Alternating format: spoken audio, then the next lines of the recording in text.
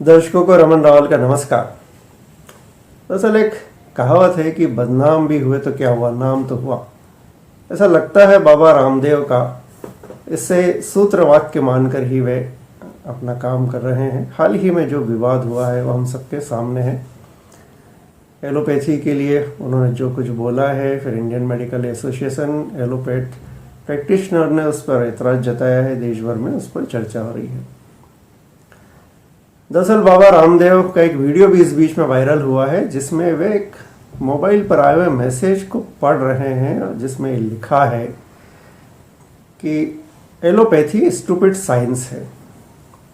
अब उसमें लिखा है नहीं लिखा है ये एक अलग मसला है, लेकिन बाबा रामदेव ने उसे पढ़ा है और उसे लेकर भी घनघोर आपत्ति इंडियन मेडिकल एसोसिएशन और देश भर के डॉक्टर्स जता रहे हैं। दरअसल जिस एलोपैथी को स्टूपिड साइंस उन्होंने पढ़ा है, क्या आप हम जानते हैं कि वो आधुनिक चिकित्सा विज्ञान जिसे एलोपैथी कहते हैं और जिसे कुछ लोग स्टूपिड साइंस मानते हैं, वह कितनी कठिन प्रक्रिया है। उसका ज्ञान प्राप्त करने के लिए किस प्रक्रिया से गुजरना पड़ता है, कभी हमने उस बारे में गंभीरता से सोचा है, उस प्रक्रिया को जाना है। हम ये तो सब जानते हैं कि एक एलोपैथ डॉक्टर बनने के लिए एमबीबीएस होना जरूरी है, लेकिन एमबीबीएस कैसे हुआ जाता है। दरअसल 18 वर्ष की उम्र में जब हम 12वीं पास करते हैं, उसके बाद ही एमबीबीएस में की प्रवेश परीक्षा आप दे सकते हैं, पीएमटी जिसे कहा जाता है। राज्य स्तर पर भी होती है और अखिल भारतीय स्तर पर भी होती है।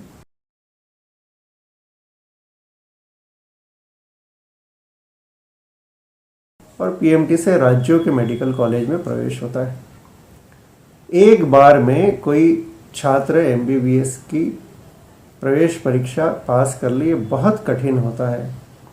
बहुत कम प्रतिशत ऐसा होता है जिसके तहत ये परीक्षा पास की जा सकती है। यानी औसत 19 से 20 साल की उम्र हो जाती है।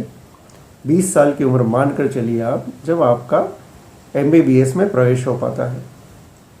उसकी भी वजह यह है कि एमबीबीएस में केवल 20% सीटें सामान्य कोटे की है, बाकी सारी सीटें किसी न किसी रूप में आरक्षण के तौर पर चली जाती है। उस 20% के लिए संघर्ष करना कितनी टेढ़ी खीर है, आप समझ सकते हैं।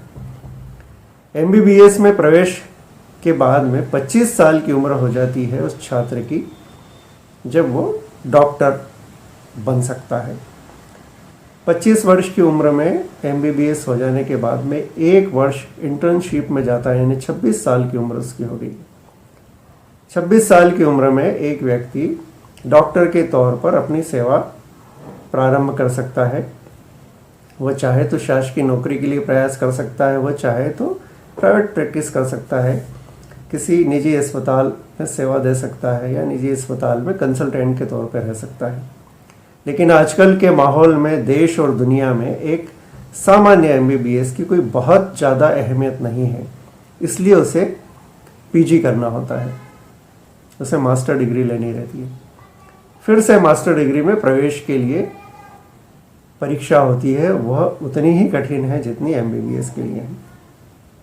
उसके लिए भी 1 से 2 मौके बहुत मामूली सी बात है, 3 मौके तक भी कई बार आपको परीक्षा देनी पड़ती है, तब आप जो है पीजी में प्रवेश ले सकते हैं। पहले तो आप ये समझ लें कि अगर निजी तौर पर निजी कॉलेज में एमबीबीएस कोई कर रहा है तो उसकी फीस कितनी है। उसे 5 साल में ट्यूशन फीस के तौर पे, शैक्षणिक शुल्क के तौर पर 75 लाख से 1 करोड़ रुपया तक देना होता है। निजी कॉलेज में फीसेस बहुत है और इस पर सरकार का कोई नियंत्रण नहीं है। उसके बाद में सरकार का नियंत्रण इस रूप में है कि जो वो निर्धारित करते हैं वो फीस अलग होती है, लेकिन जो बच्चों से ली जाती है वो फीस अलग होती है और वो देनी ही होती है, उसका कोई इलाज अभी तक नहीं है। इसी तरह से पीजी के लिए, मास्टर डिग्री के लिए जब आप प्रवेश पा भी लेते हैं तो उसकी भी फीस जो है 1 से 1.5 करोड़ रुपया है। तब आप 2 साल में उस कोर्स को करके निकल पाते हैं, मास्टर डिग्री कर पाते हैं। 1.5 करोड़ रुपया, 1 करोड़ रुपया देने के बाद में तब तक आपकी उम्र हो जाती है 29 या 30 साल की।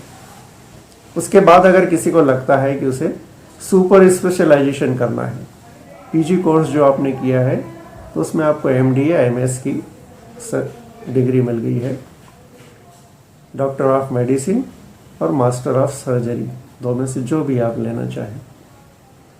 उसके बाद होती है सुपर स्पेशलाइजेशन। ये डिग्री होती है MCH की, DNB की या DM की। इस डिग्री में भी फिर से आपको खर्च वही है, करीब 1.5 करोड़ रुपये, और इसमें वक्त भी लगता है। आपको क्या लगता है अपने जीवन के 33-34 वर्ष और करीब 3 से 4 करोड़ रुपया खर्च करने के बाद में कोई व्यक्ति स्टूपिड साइंस का ज्ञान प्राप्त करता है?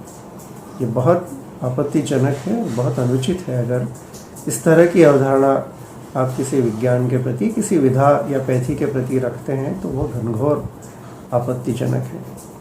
इसके बाद उस व्यक्ति का संघर्ष खत्म नहीं होता। आप देखिए कि हमको लगता है कि ठीक है, MBBS करने के बाद में किसी ने प्रैक्टिस शुरू कर ली होगी, आजीविका का कोई ना कोई साधन तो व्यक्ति शुरू करेगा ही, लेकिन उसे दक्षता हासिल होती है, विशेषज्ञता हासिल होती है, अनुभव हासिल होता है 35 वर्ष की उम्र हो जाने के बाद में। इसके बाद फिर वो अपनी खुद की प्रैक्टिस शुरू करता है, कहीं किसी अस्पताल में, बड़े अस्पताल में, या कंसल्टेंट होता है, तब जाकर वो उसकी मान्यता उस तरह से होती है।